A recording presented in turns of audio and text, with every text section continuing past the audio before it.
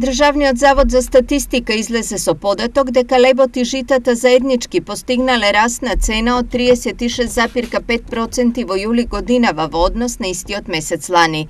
Од синдикатот имаат други калкулации и тврдат дека лебот поскапел за цели 100% за една година.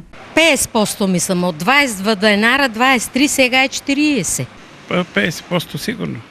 Од своја страна, производителите на леб велат дека трошоците им се огромни. Од јули, значи цените спрема август, цените на електричната енергија и гасот, на гасот е зголемена за 100%, значи по метар кубен, а на електричната енергија, зависно од компаниите, сега се случува со зголемување од 200 до 300%. Тоа се најголемите потешкоти моментално, затоа и цените се покачуваат.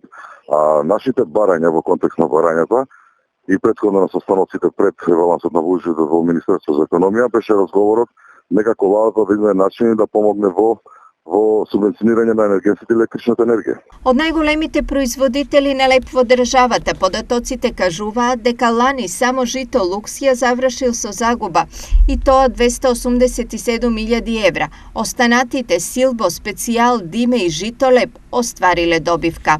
Најголем добитник минатата година меѓу компаниите што се анализирани е пекарница Диме со профит од 400.000 евра и тоа е повеќе од двојно од профитот остварен во 2020 година кога создал добивка од 180.000 евра. Жито Скопје Силбо лани имал профит од 289.000 евра и со тоа направил поголема добивка за околу 70.000 евра во однос на 2020-та.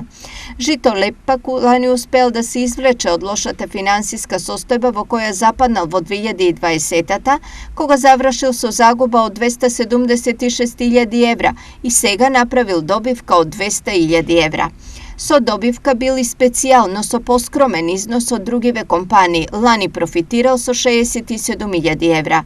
Овие податоци фрлаат друга светлина врз овој бизнис, но пекарите имаат свое образложение. Ако имаат некои компании добивки, тоа се најверојатно добивки од ланските залихи што ги имале поевтини, па нешто што во меѓувреме пред зголемувањето пред лани од октомври заработиле нешто. Од октомври навака сите компании со зголемувањето на енергетските како и на електричната енергија се во огромни загуби. Вие сами знаете, податок имаше изнесено дека најголемата компанија за производство на леб само за првите 3 месеци има создадено 500.000 евра загуба.